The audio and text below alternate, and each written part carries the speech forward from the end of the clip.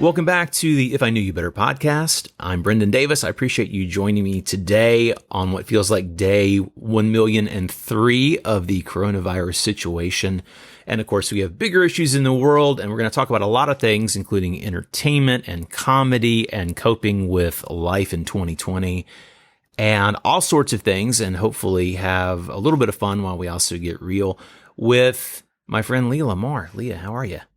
Hi, Brendan. I'm great. Like all things considered, I'm fine.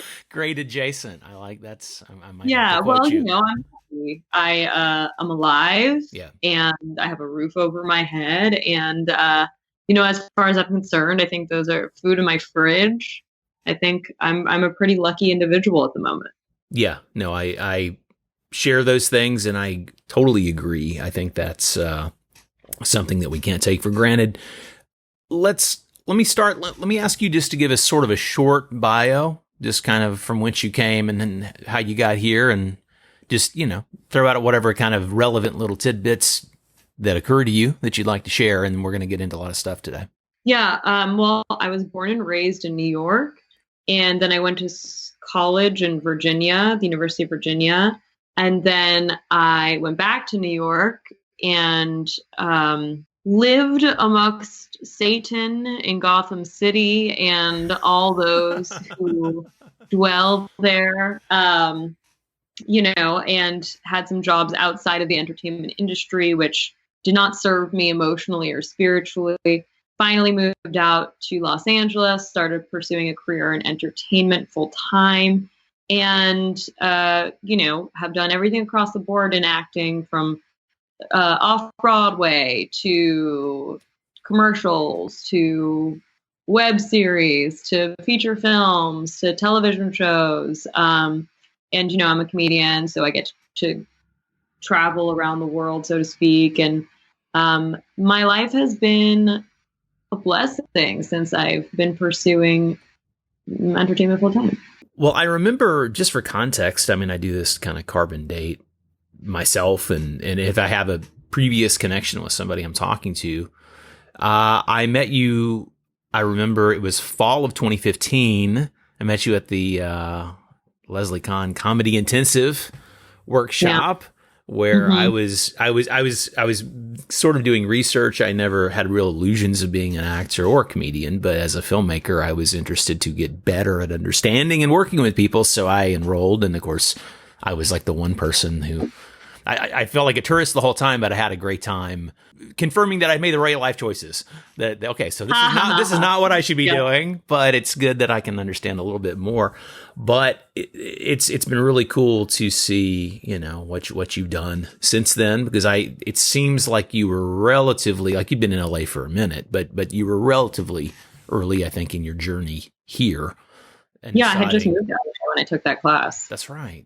What really sort of motivated that move from New York? Was it living amongst the Satan dwellers? That, I mean, we got a different. It was a combination of things. I think part of it being I'd spent my whole life there, and I was tired of living in New York. I hate the cold so much. Okay. If it drops below 70 degrees, I'm shriveled up next to my space heater. So sometimes LA nights are even too cold for me. And quite frankly, I'd always wanted to be out here. I had just kind of followed through what my parents thought would be best for me, and I didn't have the guts to disobey. And then I was just doing art on the side for a long time, and I was booking things here and there. But anytime you do anything on the side or part-time, you're just going to half-ass it, just by intention of the fact that you have too many other obligations. Right. And it just got to the point where I realized it was going to be now or never. I was either going to try and make the leap and come out here completely alone and figure it out. I mean, I think I'm the only Jew I know that didn't have any family connections to anyone in Los Angeles. Wow. But I just didn't know anyone out here. And I just started my life over. And, I was working as the executive assistant to the CEO of a bank when I was living in New York before I left, and I just couldn't do it one more day. It just had nothing to do with anything that I wanted to do. I mean, it's so far removed from who I am emotionally, mentally, spiritually, that it never made any sense. Financially, sure, it made sense. But other than that, it didn't really make any sense. Yeah. What do you think? I mean, everyone has different reasons for doing what they do, and especially in the creative arts, there are all kinds of reasons, and you sort of indicated some of this. I mean, again, I mean, I know you as, actor and comedian. I know you've been a model. I remember you, not to tell tales. I mean, you said something at one point. It was basically like, "Oh, why'd you quit modeling?" It's like, I wanted to eat again. You said something like that, only funnier, basically. That's It's like, hilarious. I missed eating food. But like people who don't work in entertainment, or more specifically aren't around comedians or that world. I mean, most people who work, in comedy or comedy adjacent are actually very thoughtful and serious people. And of course, comedy is their vehicle for sharing and getting into tough things, but in a way that can be relatable because you find some humor in the fucked up situation.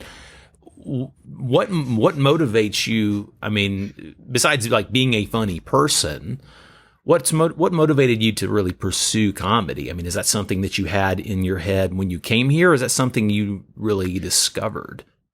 No, what's actually quite funny about that is right before I moved to Los Angeles, I went to the Gotham Comedy Club in New York, and I had always looked up to Chris Rock, and I had always loved Ellen and Sarah Silverman, but I never thought that was something I could do. Mm-hmm.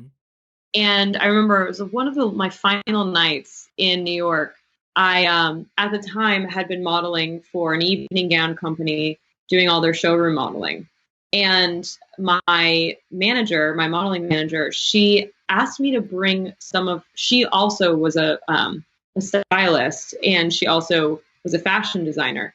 And she had her own line, and she asked me to bring some shirts over to Joe Piscopo, who was hosting at Gotham that night. Okay. So after work one day at the evening while I was modeling, I went and I brought this shirt for him from her design. And then he and I just kind of hit it off and started talking. And I was like, oh, this guy's so interesting. He's so funny. He's like, why don't you come to the show? Why don't you just come to the show tonight? And I was like, I don't know, stand up, like, oh, Yeah. It's so long ago now, and now it's my whole life. But so then I remember watching Harlan Williams on stage, and I remember thinking, I could never do that. He is the funniest person on the planet. I can't even believe this. I was in awe. I remember seeing Ricky Velez, who is now becoming like a big star. Yeah. He was just in that movie, King of Staten Island with Pete Davidson, and he's a huge comic. I remember thinking, this guy is such a star. And this was like 7 years ago, maybe 6 years ago. And then when I moved to LA, I thought I was just going to be like the young ingenue, dramatic actress. And I got set up. I'm almost sick of telling the story. I can't even believe it just feels ancient now, but it is the truth. I got set up on a favor from a friend to meet with a casting director. And she and I talked for about an hour. And at the end of the conversation, she goes, I just want to let you know you're more funny, less pretty. And I was like, oh my God. You think I'm funny? and right away, you know you're meant to be a comedian, because somebody who's focused on being an actress is going to hear that and just be shattered. Yeah, I mean, it's so interesting because I'd never thought of myself that way. I just thought I was someone who was funny in conversation, but that, I was a very serious actor. Sure. And she's like, yeah, sure, you're a serious actor, you're training, blah, blah, blah, but you're not an 18-year-old supermodel. And you're not an established 30-year-old actress. Like I came to Los Angeles young and hungry, and not quite the right look which she was trying to describe to me for the roles that I thought I was going to be going out for. Okay. I wasn't 18. I wasn't 30. Sure. It's kind of an in-between zone. There are a lot of pretty talented 20-somethings of all genders and everything else. And there are a lot of those people. When you're in your own 20s, you really don't know yourself well. And especially if, child actors have spent a lot of time on screen. They get it. If you're 21, 22, just hitting the camera, you barely even know who you are. You don't know how to operate on a set. And it's interesting because when she said that, I was like, oh, okay. I had taken UCB 101 and 201 in New York, but I was so bad. And everyone coming in had like 10 years of experience. So you could just feel the heat because SNL's right there. Right. And I was just like painfully bad. And then when she said that, I was like, oh, maybe I should just keep trying improv. Maybe I should just keep trying. Yeah. Note to people who are good at something, when they say try again, what they mean is just actually do something that you're good at and stop doing the thing you're really bad at.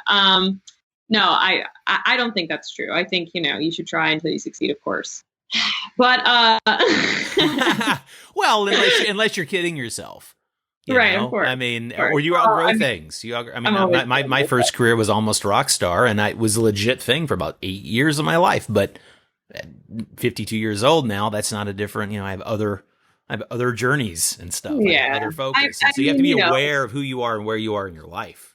Right, life is so bizarre. But yeah, then I finished UCB. I took 301, 401. I got better, but I was still unfulfilled. I went to Groundlings. Was working my way up there. And I was like, I like this, but I still hate it. Why do I hate it? Yeah. And then a friend of mine was like, why don't you just do stand-up? And I was like, no, I could never do that. Cut to 5 years later. Yeah. And I'm like, oh. Yeah, you're pretty... I mean, I'll save you from needing to feel modest. I mean, obviously say whatever you want to add. But I mean, yeah, you are known. I mean, you're... but before all this excitement, I mean, basically I was still in Beijing, but I'm seeing when you would post on your social media, this show, that show, et cetera, at the Comedy Store, et cetera. And, you're in the mix and doing cool things yourself that are comedy based. And it seems like it's basically your whole professional life is focused on comedy and comedy related, projects. It's really interesting because I just didn't see this for myself at all. Yeah. And I think people make the mistake of thinking it's all under the same umbrella. Stand-up is a completely different profession. Sure. If you think that they're the same, they're not. That's why a lot of stand-ups actually just end up playing themselves on TV shows, because acting and stand-up are completely different skill sets. Totally. One is live performance, in which you get all the glory or all the pain.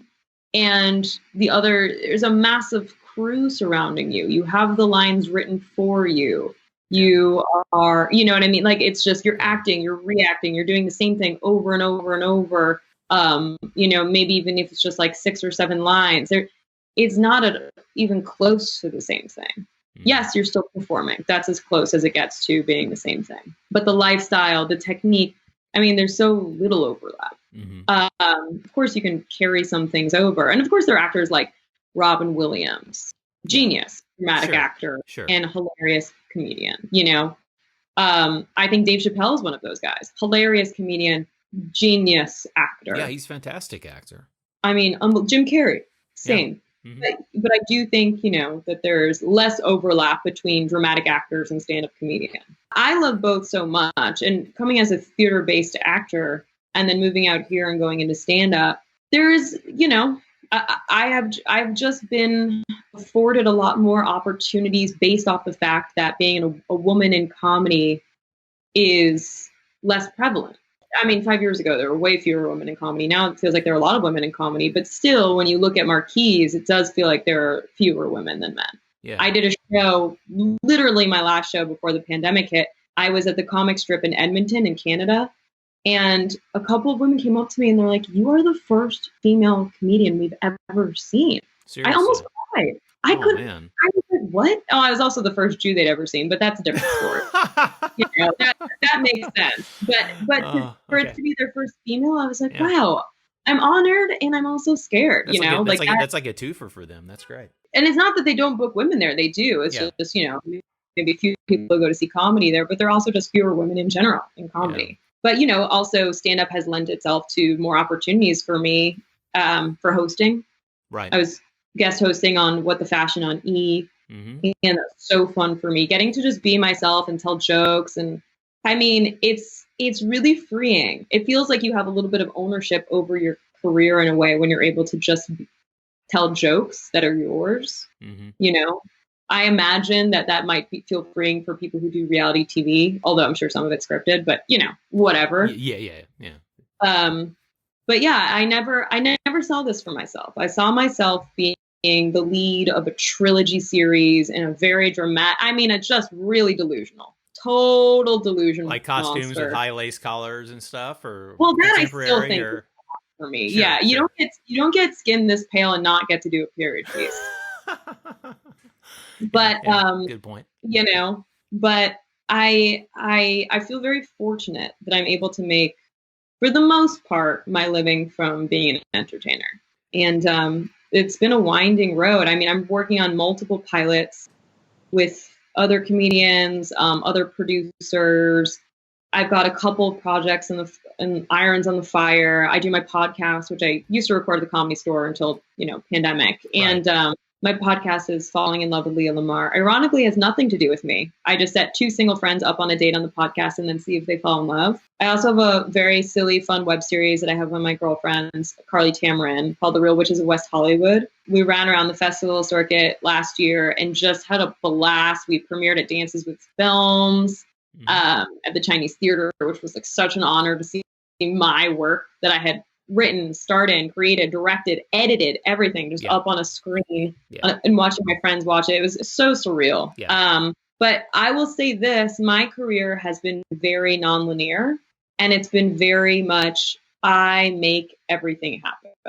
I think that a lot more people, that's actually their story. A lot of the people who have long careers, I mean, some people are blessed and gifted and walk into the right situation at the right time, and there's no one way. There's no one way to get to Rome, basically. But right. but being proactive is a huge thing. I mean, whenever, like, if young filmmaker types talk to me, or young actors, if anyone sort of, significantly younger than me that wants advice, my main advice is learn everything and then just use with the things that you gravitate toward. But, learn how to write, learn how to direct and produce and edit, and especially actors or, other entertainers, because so often you're waiting you're waiting to be dubbed. You're waiting for the call. You're waiting to land the part. And if you can take control of that, your career, you may not hit the same height as somebody who got magically discovered and rocketed to fame, but you're going to have a career that's yours,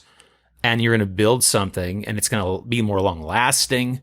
You put in the time and the dues, and you're going to come out older and wiser before you're old and have gray hair. Older, not sure about wiser. Well, we like to say these things to encourage people. Yeah. Well, in Hollywood, does anyone actually age? Let's be honest. Yeah. Yeah. Well, I may be the one guy, but I haven't been. But yeah, no, I mean, I agree with you. I mean, I've been lucky to, I've been lucky in the sense that I've had the very traditional agent sends me on audition, callback, booking. Yay.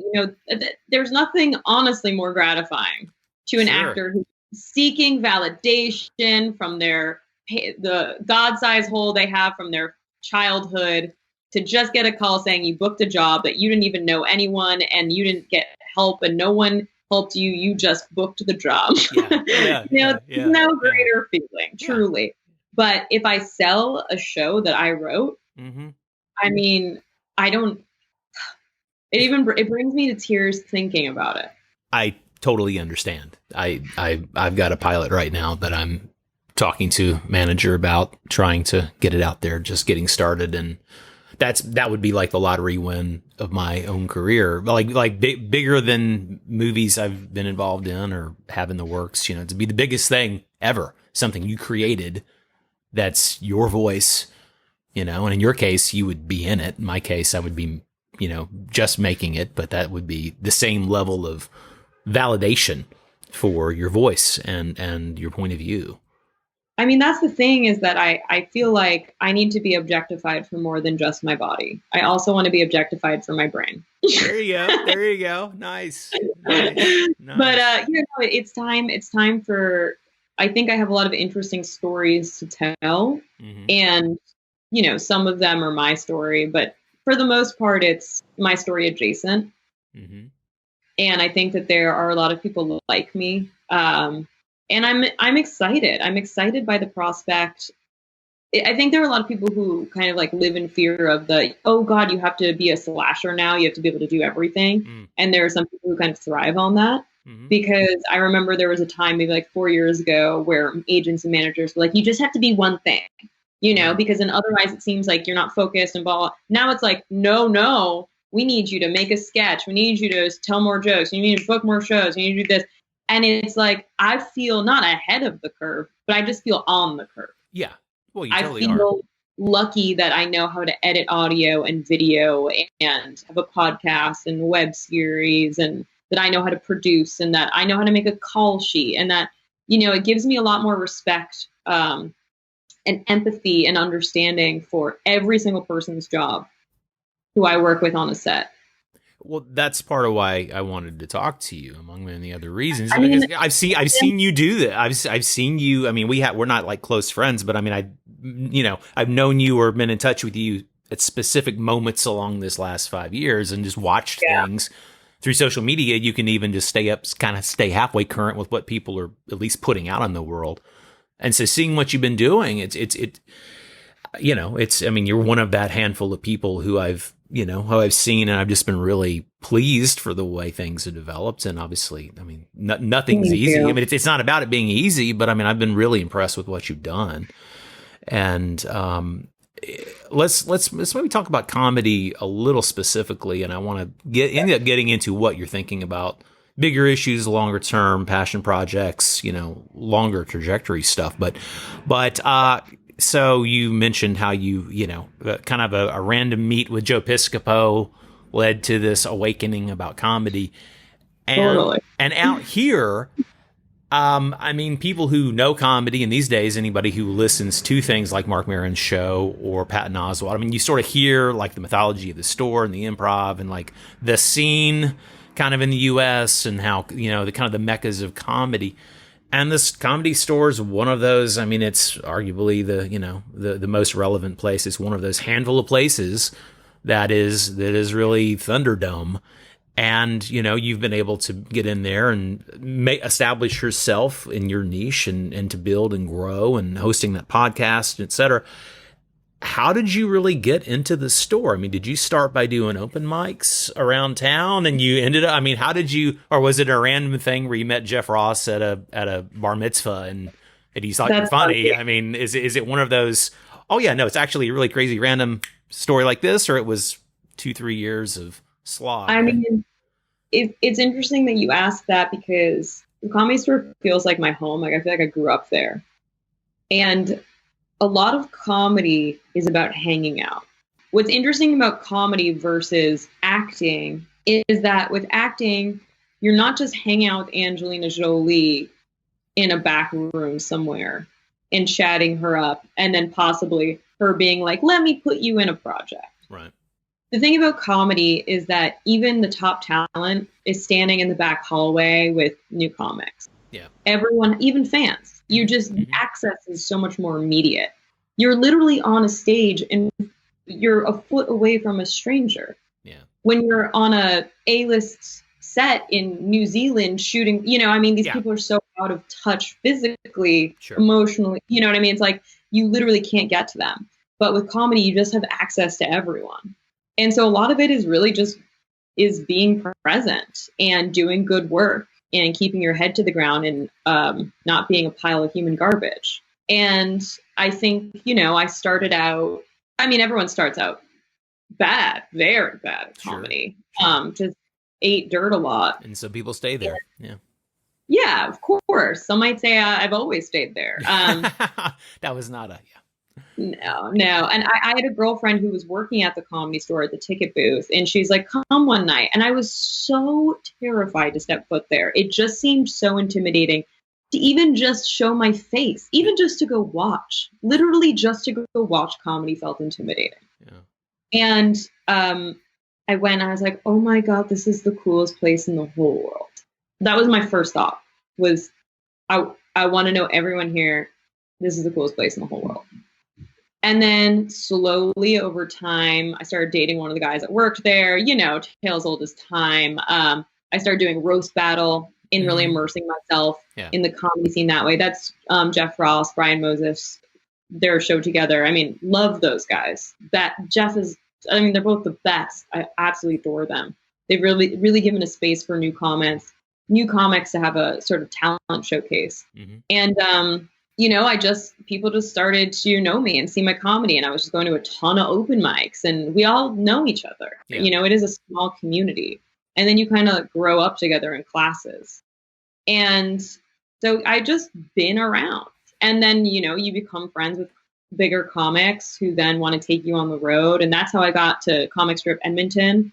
I was featuring for Ben Glebe, my friend Ben Glebe. He's, just immensely talented. There's nothing he can't do. But he's the host of Idiot Test, which is on Netflix. It used to be on Game Show Network.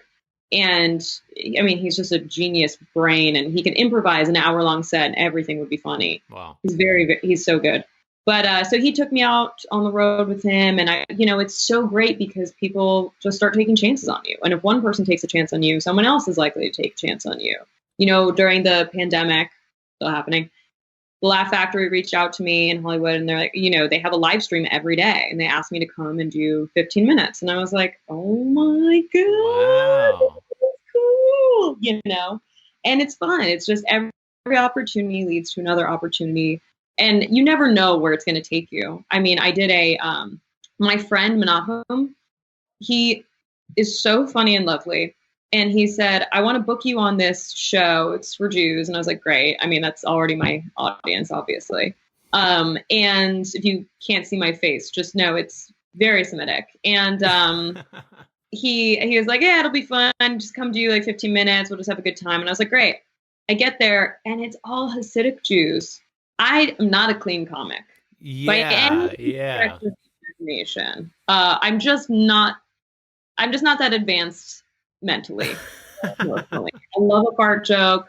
I love a dick joke. It's just, I'm going to tell them no matter what, probably.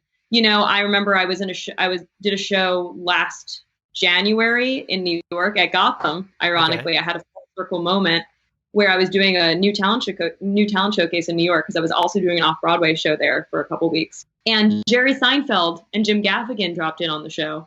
I felt like a star. I was like, I can't believe this is happening. The place that I first decided that I could never do comedy is now the place I'm not only doing comedy, but it's a show with Jerry Seinfeld and Jim Gaffigan. Is unbelievable. Crazy. And Jerry did like an 8-minute bit about raisins that had the whole audience just dying of laughter. And I was like, I'm just never going to be that good. I'm sorry. I will tell dick jokes. I will tell vagina jokes. This is just who I am. I'm just going to do it. I'm just not that good. I'm not that advanced. Sorry. But well, maybe by the time you have to like eat raisins and prunes to be regular, but by the time you're that old, maybe you'll be able to riff on those. No, I'll probably be even more disgusting, if possible. Like old people sex problems jokes. Yeah. I'll be like, so how was that orgy in the nursing home? It's like, ew. But that's where I'm going to be, Brendan, and I respect Julia. I respect her voice. But yeah, and so I did the show, and I got on stage, and I was like, oh man, and I had to change all of my jokes somehow to make them PC for the Hasidic surprise. Yeah, and with comedy, every word is important. Yeah, exactly. You write your jokes down for a reason, because for word economy, and because the way that a joke is worded, it could either thrive or die. Yeah, that rhythm it's like a song. It's like it's got to be the right rhythm and the right melody that's the difference between a hit and something that's just like, oh, that's okay. Or right. So I just started using all these other random words, and I was like, oh man, I'm gonna bomb so hard right now. This is just, I ended up killing at that show. I was getting applause breaks after every joke, and I was like, you have to stop, because not real life, and I don't want to let this get to my head and let me think that I'm that funny. I'm like, please stop laughing. Please. Great, I need you to stop applauding. You store that for later, though. Kind of have a little reserve when you need that little boost, That was that night I killed for those Hasidic guys. Yeah. But anyway, that's kind of how I, started. I just started going to the store and showing my face and being brave. But a lot of the people that work there are my friends. Mm-hmm. A lot of the comics that, are constantly going up there are my friends. It's just, I don't know. I think once you've been around comedy for long enough, any place you go is your home. It just so and then I started having my podcast there, and I just love everyone over there. How did the podcast come about? Had you wanted to do it, and then they have the little studio? I mean, is that just you saw the opportunity, or you'd want to do it ahead of time? And I had wanted to do a podcast for a while, but I was so sick of comedians often just do, I'm a comedian, now I'm interviewing another person. exactly. And I was like, how do I just make this slightly different? And then I just kind of worked with the format, tweaked it a little bit. And that's kind of how I ended up on the show I have now. And, Comedy Stores graciously took me on, and they have a recording studio down the basement. I just had a blast. I love them over there. Obviously, we're really nowhere near the end of the situation as we're recording. Like this will come out in 2 weeks, but we're recording like the end of May. And we're all the smart people who do this kind of stuff for a living tell us that we've actually got a long haul ahead of us. So it's going to be a while before we're back to anything like a new normal.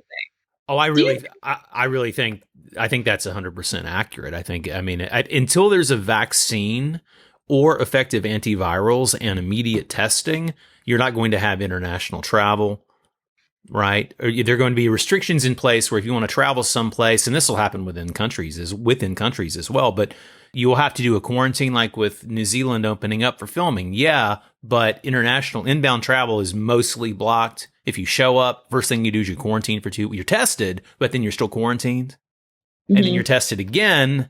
And then, okay, I guess you're really clear because we've had a couple of negative tests. And then you can mix in the population. So there are going to be things like that for a while until we have, for entertainment especially. I mean, there have been articles about this, but I've been in a lot of these conversations. I've got 3 movies, one of which was greenlit, and we were about to go to Paris and start pre-production. That's why I got out of China when I did, so I didn't get stuck. I wasn't worried about getting sick. I was worried about getting stuck when air traffic got shut down, and then I'm stuck in Beijing, and I can't, go to Paris and make my movie. And of course, now that's going to be like next fall because of the world. So this is a topic I've got a lot of time on thinking about and talking about it, and I think until we have effective treatments, it's going to be basically what we have right now. And once we have a vaccine, then it's going to open up, because then I think you'll have to show vaccine, like proof of vaccine will just be like your passport and your boarding pass when you want to get on a flight. So that's what I think. It's crazy though, because I'm not an anti-vaxxer. Let the record show I'm not an anti-vaxxer. However, I will not be getting a vaccine. Okay.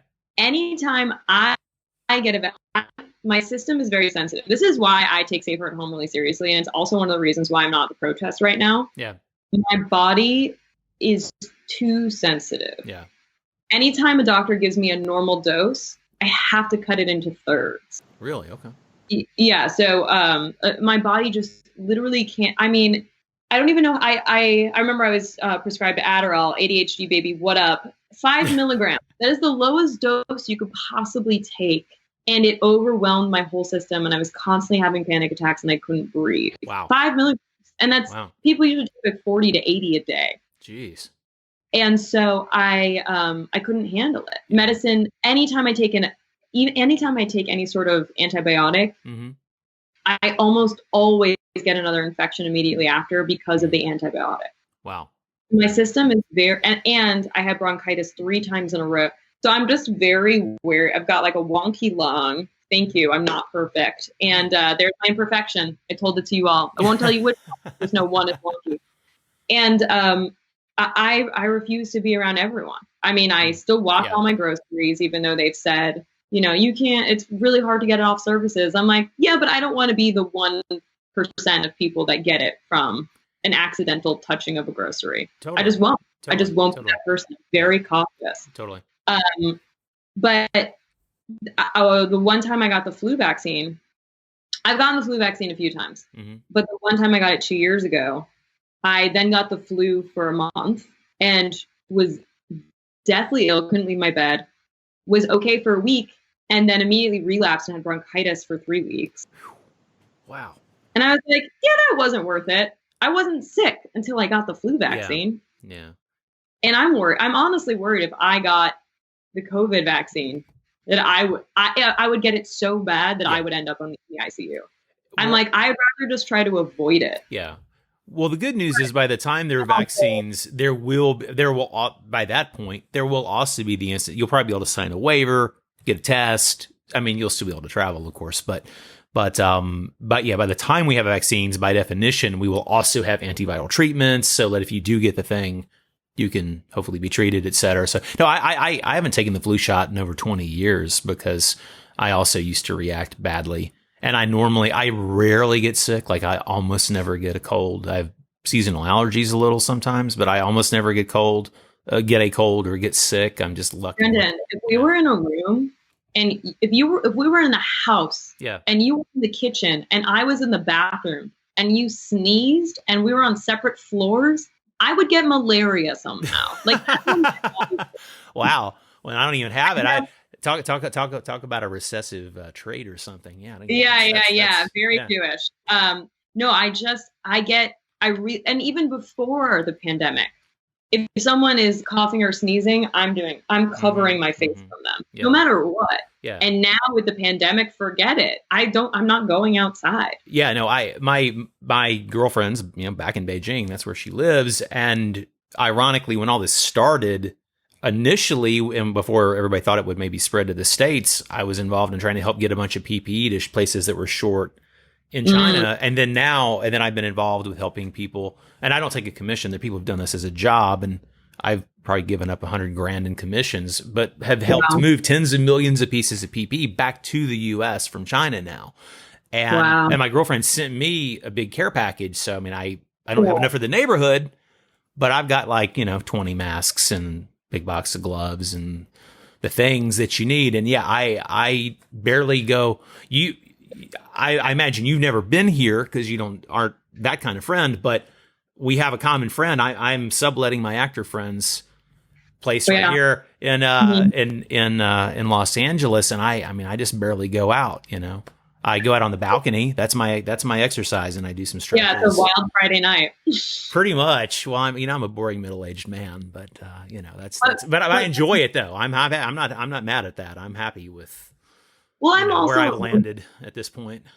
Yeah. No, I'm a lone wolf. I've always been. I think that's why I enjoy stand-up, is because I can come and go as I please. And, with improv, it's like you're always having to wait for other people and this and that. I'm like, I'm not really that much of a team player. I just kind of enjoy doing my own thing. I don't really subscribe to any sort of mob mentality, or I really, really do just like doing my own thing. So even before the pandemic, I was going hiking alone. I do a lot of things alone anyway. Yeah. I'm an extroverted introvert. Okay. I need a lot of time alone to recharge, which often freaks out romantic partners. Yeah. But, get a grip, man. Yeah. It's not about you, it's about me. Exactly. Yeah. I'm an introvert who plays an extrovert in the entertainment business when I have to. Wait, is this, are you only using the audio, or are you also using the visual? I'm only going to use the audio, the visuals, so we can stay in touch. Yeah. Oh, hilarious! Because I was just putting my hair up, and then my bra came out, and I was like, that'll just be a fun Easter egg for anyone who gets. Well, I can't tell, but you know what's happening. You're wearing like a big cable knit sweater, and I'm looking at your eyes. I'm a gentleman. I'm looking at your eyes anyway. So I don't want anyone to know what season it is where I'm at. Am I actually in Los Angeles, or am I in Russia? We don't know. Sweet. I could be. Anyway, I was going to see if that they're not all. That's right. They're not all gold. That's okay. It's a good shot. Wait. Okay. So just real quick though. Yeah. Did you notice? Yeah. That we went from we're going to be in lockdown until August to all of a sudden to restaurants could slowly open to 25% capacity to yesterday, they're open at 60% capacity with just a wink and we'll trust that you're doing things right. It's such bullshit. You just tweeted or something. I just saw you post about that. It's like, restaurant, 0% chance I'm going. Yeah, exactly. Yeah. No, I'm right there with you, sister. No, it's again, I've been interviewed a lot for my take on this because of my weird thing. So I won't rehash it all here on your interview, but again, I'm # not a professional medically, obviously, but but I'm not going to mess with it. I mean, I have too many friends who are in that world, I mean, this is a little sad, and hopefully we'll recover from this little tragic insert footnote I'm going to throw in here, but I did a reckoning this last week because I saw yet another post of somebody I know. I mean, someone I know, like I've sat in a room physically. I sat there with you and talked in person at other times. It's people I know. I know over a dozen people with an immediate family member who's died, and many dozens more who had somebody get really sick or they got really sick and recovered. But I mean, it's very real for me. And I think part of it, when this started, when the initial stay at home was mandated, again, people listening can't see, but that's the gate to Runyon right there. Like just over my right shoulder is the gate to Runyon. That's where I am right now. Runyon Canyon Park, popular hiking park in LA. And that whole first week of the stay at home, there are all these damn fools living their best life and like big crowds and like squeezing through that narrow gate, rubbing shoulders and sweaty arms and stuff.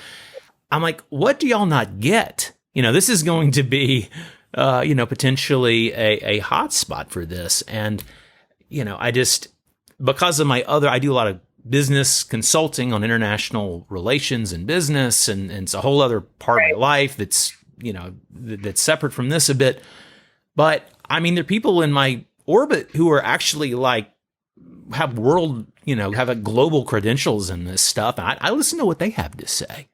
I don't care what I mean, again, if somebody is stuck at home and if they cannot work from home, there are a lot of people hurting who have no option to work from home. I work from home anyway. Mostly when I have offices, most of my work, I still do it from home or on the move. But so I'm sympathetic to that. I'm sympathetic to the businesses, but I'm also sympathetic to the people who are getting sick and dying because other people just can't stand and not go have a beer with other people. It doesn't make any sense. I mean, I've also heard that it's almost quote unquote physically impossible to get it outside. That's not at all accurate from what I've heard. Yeah. And I'm like, okay, well then how come when people are in groups and they're outside, other people still get it? Yeah. I mean, so, I also was doing some bartending, catering on the side. Mm-hmm. Like I said, I've worked every job in production, Brendan. Sure. But, no, understand. Yeah, I mean, you got to pay your bills. And I started getting messages from people asking if I was willing to work outdoor parties, 15 to 20 people. And it's just, it feels too scary, honestly, to me still. I'm like, until it just feels like no one actually knows what's going on and there's so little information. And there was the highest spike in cases yesterday in Los Angeles. Exactly. Why are we? I don't understand. I understand that there's pressure to open, and I understand that they need to get people off unemployment. Sure. And I understand that people need to get back to work, and not everyone can entertain themselves for this long without going stir crazy. But there's another part of me that is just like, this doesn't feel right. Yeah. It feels like we are fueling up for a round 2 in some fashion. I couldn't agree more. How are you kind of coping with that other than staying in? Like, how are you dealing right now? How are you continuing to keep yourself, somewhat sane, sane adjacent, and keep things kind of moving along and keep the lights on? What are you doing to cope in this time of COVID? Yeah, so I teach Pilates via Zoom 3 times a week, which is great. The consistency, is awesome. And I've built a little community of people who come every class, and it's really fun. And my butt has never looked better, Brendan. And you don't have anybody to share it with. I have no one to share it with. Except for if I wanted to finally cave and make an OnlyFans, but or do like a thirsty Instagram post or something, I mean, the possibilities are endless. Sure. I would say everything is on the table during quarantine. Yeah. I have had so many weird mental states. Yeah. Only a couple breakdowns, if you can believe it. Oh, that's pretty good. Couple. Most of them were linked to my period. So do they even count? I don't think so. Right. Finally, mid-month having a breakdown, we'll say it was pandemic related. But, I've been going on lots of solo hikes. I've been teaching myself, like everyone else, how to cook. But no, I haven't been making bread. Why would I eat a carb? I'm not starting to have carbs just because there's a pandemic. Yeah. I mean, We don't do carbs anymore. I'm 6 months into keto. I got way fatter than you would imagine. Like after I left here, but as of yesterday, I've lost exactly 105 pounds in exactly 6 Holy months. shit. Yeah, I and keto for a month. yeah, I hate keto personally yeah, because I think keto is one of those diets that you have to just do forever. yeah. I'm committed. I'm committed. Yeah. I enjoyed 50 odd years of eating all the sugary treats. I can whatever I got left, I can enjoy it eating steaks and green vegetables and stuff that I otherwise like. It's just you got to kind of commit to savory. Right. You know. I mean, when I did it for that 1 month, I mean, the thing is that keto for people who are already fit, Yeah. No. it's an odd tool because you're kind of just getting down to like skin and bones in a way. Exactly. I never looked better. I mean, I truly looked really good, but I, for some reason, felt like I was going to have a heart attack all the time. Yeah. I And can so understand. I'm just an everything in moderation kind of gal. Yeah. I don't drink. I don't smoke. I have dark chocolate. Like that's that's your vice. Yeah. I love fruit. Yeah. Nice. God's candy, and to me, it's fine. Like, I'm very happy with where my body's at. To me, keto wasn't manageable, but it works for a lot of people. I also know a lot of people who do it for 2 or 3 months and then break it, and 5 days later, they're back to where they started. You blow up so fast. Yeah, not to tangent on it, but I mean, I've had a lot of people who've current with me otherwise and then have seen this. I mean, I get so many. I wrote a big article about it. I published online. I did a big video about it. Just here's what's worked for me. I don't think I'm a keto guru, and that's the last thing I want to add to my resume. But unless you are like seriously fat, I don't think you should mess with it. I mean, if you're just like moderately overweight, no, there's way easier ways to lose 5 to 20 pounds. Yeah, it's interesting. Keto is not really the optimal way to go unless you're committed. Yeah. But I mean, wow, what a journey. What a real true journey. Yeah, it's pretty wild. I remember, I think it crossed the line when I met another person who was on keto, and she was like, "You can have 5 blueberries," and I was like, "Actually, fuck this. Actually, good." Yeah, you could have a few more, but I get the spirit of that idea. Yeah. I was like, I can't be part of this. 5 packages, because there are not many in a package. It's very small. Yeah, it's like a handful in the package. The whole package in one sitting because I'm a disgusting monster and I don't care. But okay, so anyway, I've been working out a ton. Yeah. I've been recording virtual episodes of my podcast, which has been great. I have been doing stand-up Zoom shows, writing some coronavirus jokes. When early on in pandemic, I was making lots of weird parody videos about the pandemic, songs, sketches, TikToks. And then I started working on a much larger project that has really taken a lot of my time. And I've been working on a more international project, pandemic related, I'll say pandemic adjacent, more about the lives in the wake of the pandemic of people. And it's a television project that I've been working on as a producer, writer, actor. And that's been incredible. And I'm really excited to watch that play out as we've been working on it. I mean, sun up, sundown every day. Is it something that I understand how I'm often the one telling somebody this, that I can't say too much, but is it something that would be kind of shot in this current situation? Would it start to release in the near term sort of thing? Shooting. Yeah, and so we'll start to release probably toward the end of June. So is it a self-shot thing, like people are shooting in their homes and such? Yeah. Yeah, it's sort of like this, like we're on Skype, so we can see each other. Yeah, and so it's been such a joy and a pleasure to be able to watch that project blossom and really get some new tools underneath my belt. Because while I don't consider myself a producer in a lot of the senses of the word. It's like from when you produce podcasts, web series, yes, but not. I haven't produced in a television capacity. Sure. Okay. And so this is kind of new territory for me, and it's very interesting to watch it work from both sides.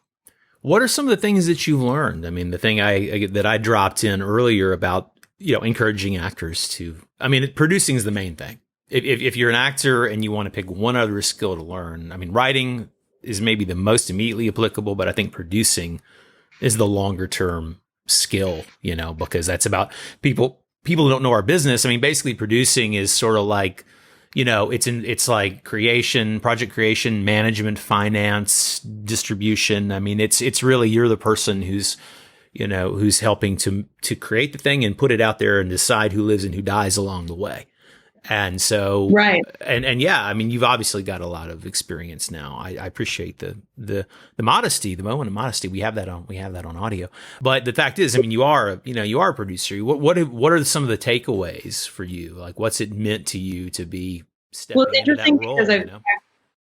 It's interesting because I've really been learning in public and exponentially every day. Yeah. I haven't come on as someone's assistant. I haven't been. It's just really stepping up to the plate and taking on the responsibilities as they come and filling in the needs as they're needed. And sometimes it's learning how to speak to talent differently, about learning how to speak to a financier versus when to speak, how to speak, what to say, when to say it, and how to fine tune a pitch document, how to fine tune a show Bible, how to collaborate effectively with multiple people at the same time, especially when you have big personalities. Yeah. This is the sort of stuff that, like I said, I'm a lone wolf, doesn't come naturally to me. So when I say I'm learning in public, what I mean is I've, made a couple missteps along the way, or dipped my toe in the pool. It's like hot lava. Okay, that's hot. I'm going to back away. Yeah.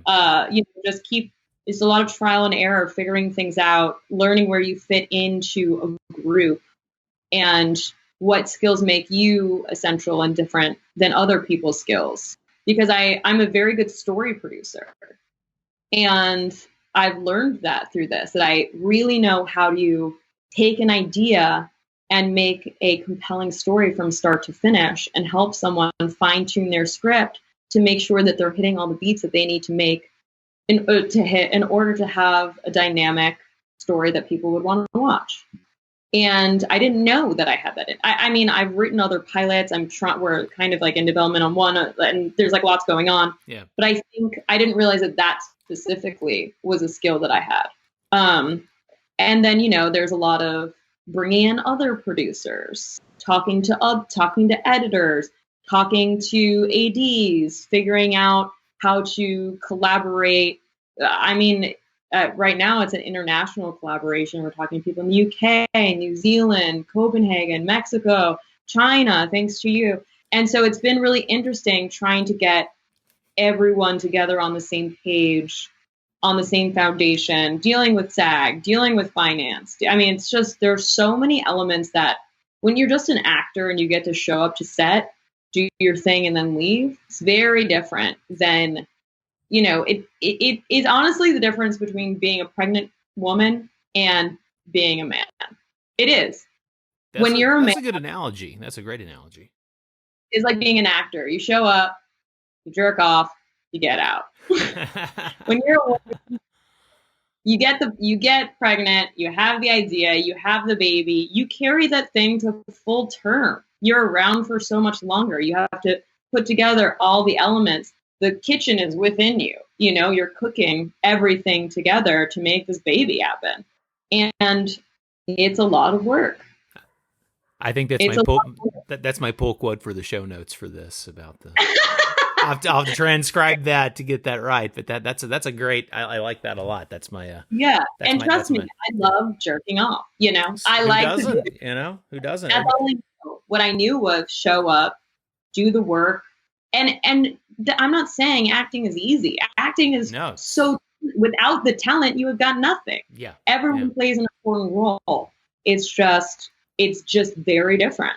It's a different part of the process. Some might say acting and getting the script, breaking it down, making it interesting, making your choices, dealing with everyone's personalities once you get to set. Blah, blah, blah. Yes, it is still carrying the child the full term. It's just different. Because when you have the full piece together, you're doing distribution, finance, produce, it's just so much work in a different way. And on this project, I'm doing talent and producing. Right. So I'm really hitting it from all ends. Yeah, what you said about the responsibilities and the process, and and in film school, or just coming, if somebody starts sort of low on the totem pole in some in production capacities like a PA, if you rise to the ranks, you learn most of that stuff. But especially, I mean, I could teach. Give me an afternoon, and I could teach somebody how to do a basic budget or a schedule or something like that.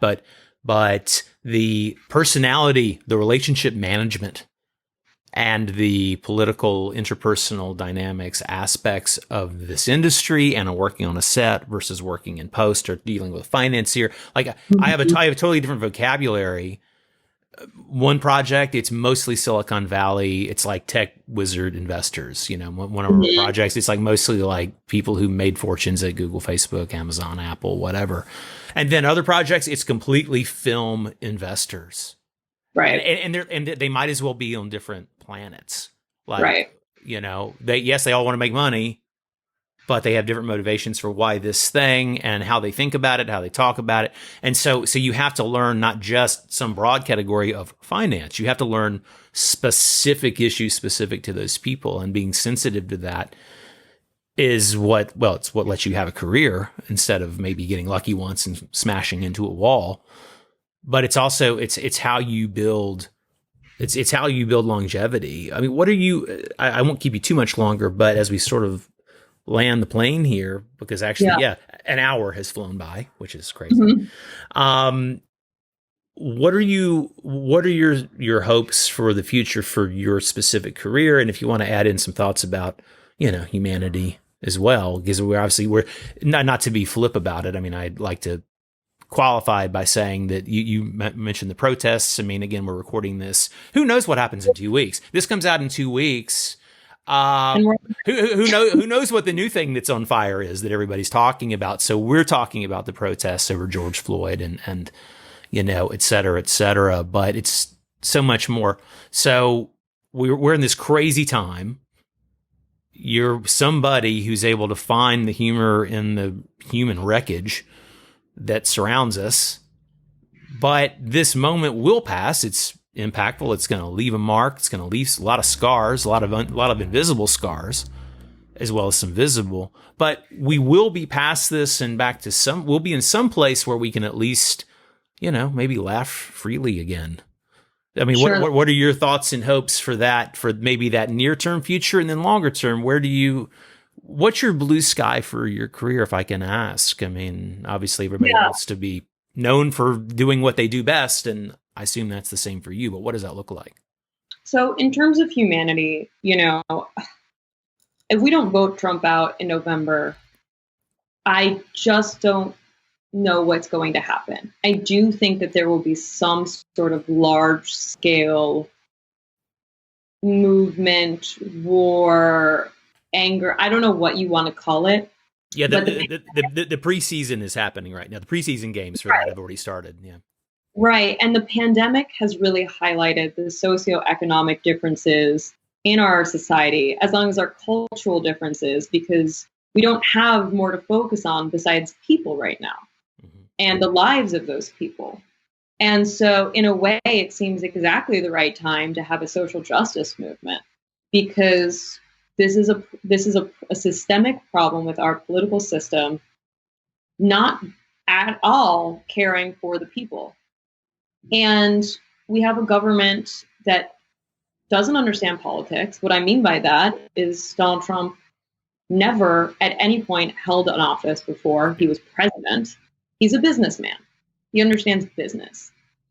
He understands business, and I know that.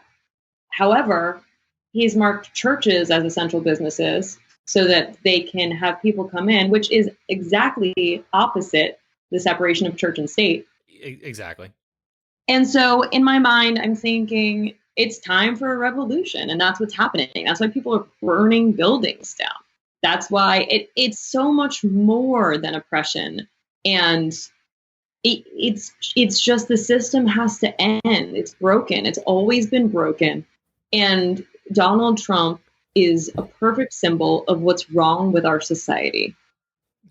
He's a despicable man who uses his privilege to harm others directly. He doesn't even understand how racist he is, which is so dangerous. He's just so blind and unwilling to change. And that's what makes him even more dangerous. And I'm worried. I'm worried about where we're headed. Yeah. But I'm also excited because I think it's time for things to change. And I think that the only way things will change is if, unfortunately, they get really bad. That happens a lot throughout human history. That's why wars start. Mm-hmm. And I don't want there to be a war. I want freedom, and I want equal rights for my friends and for human beings. Anything is possible. I hope the universe that we land in is one with equal rights and freedom and virus free, and every voice is heard. But I don't know where we're going to land. There's so much hate in this country, but there is just as much love as well. So I don't know what will happen in the future. I only pray that people's lives are valued. And that's not where Donald Trump shows that he has value. He thinks money has value. Yeah. And sure, it does. But I think human life is more important. And as far as my career goes, Brendan, I would really like to be an author of the arts. I would really like to have a large, big career. I like being in charge. I also like being an actor on a set. Mm-hmm. And I came here thinking one thing, and I've become so much more than just that one idea. Would I love to be Natalie Portman? Sure. Would I love to be Gal Gadot? Would I love to be Barbara Streisand? I'm only naming Jewish women, but this is where we're at. But totally couldn't tell. Julia Louis-Dreyfus, Tina Fey. I mean, I've got so many idols. Sure. And for me, I don't think I see one clear path. Mm-hmm. But I do wish for myself. I'd like to be a series regular on a hit show. And I'd like to move into film and I'd like to be able to work in different genres as an actor and, maybe as a writer, producer, who knows? Right. I'd like, being able to run my own show, like a show would be so incredible. Mm-hmm. Whether I'm starring in it or I'm behind the scenes, of course I'd like to star in it, but I'm also finding that watching my ideas come to life is also very fulfilling for me.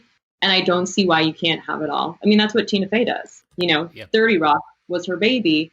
And then she does a show like Great News where she's not the lead at all, and she's a genius comedic talent. Yeah. And there are women out there like Reese Witherspoon who are the leads of shows, movies, television, and then they have production companies. Right. And they help bring more women up, So I think that I'd like to see my career live somewhere in there where can be on a single cam comedy. And then I can also be in some sort of trilogy, in some respect, some sort of superhero character. But then also, maybe I'm behind the scenes show running a show where I'm able to give opportunities and bring other people up. Yeah. And a lot of this business is about helping out your friends. They always say, if you make it, you bring 5 friends with you. Yeah. And so, a lot of the jobs I've gotten, to be fair, have been through networking, mm-hmm. or because I knew this person who knew this person, or this person said something to me. Of course, it does come down to talent and what you can do. And, you can't just walk onto a set and get a role, but I mean, unless you're Brad Pitt, I'm sure. But I think it took him a while. My friend was roommates with him when they were both at Roy London before they were famous. And my friend didn't get famous, but Brad did. And yeah. And he was like, he was always Brad Pitt. Mm-hmm. I mean, he was always that guy. He got famous by just becoming growing and adding years of experience and talent to the starting point. But he started with a certain kind of attitude toward people. And like, you won't meet anybody who knew him back then and probably today who doesn't think he's an awesome guy. I've never met him. But like, the word is he's been basically that, what you think of him. He's one of those rare people that what we think of him according to people who know him, that's pretty much, you're going to be pleasantly surprised. You're going to be let down if you were to get to know that guy. But he's an exception, and there are people like that. But he's maybe an exception. He's kind of what you see is sort of what you get. Yeah, that's great. Yeah, I don't know. So I think for me, I'd like to just work for a very long time. Yeah. Well, Leah, I really appreciate you taking a long time to talk with me today. Oh, of course. Thanks for having me. I appreciate you bringing me on. This is a great podcast. You're awesome. I'm so glad to talk with you. Thank you. I will put links in the show notes to the things we mentioned. Is there any place specifically you would like me to direct people that we haven't talked about? You can send me the link later if you don't have to remember all the pages, but is it? People can just find me on my Instagram at LEAH LAMARR, LEAH LAMARR. It'll probably pop up as LL Cool Jew. Not a mistake. You can also find me there on Twitter or IMDb or my website, leahlamaarr.com. It's pretty easy to find me. I want you to find me, so I've made it easy. And I mean, I guess that's about it. My podcast is Falling in Love Podcast, or Falling in Love with Leah Lamar on iTunes and Spotify. My web series, Real Witches of West Hollywood, is on YouTube. You can just search for it. I do a lot of stand-up shows on Zoom and hopefully soon in person, but only if it's safe. And I post all my show dates on Instagram and on my website under my calendar. So yeah, I think that's about it. Awesome. Thanks, Leah. Thanks for having me, Brendan. Have a good day.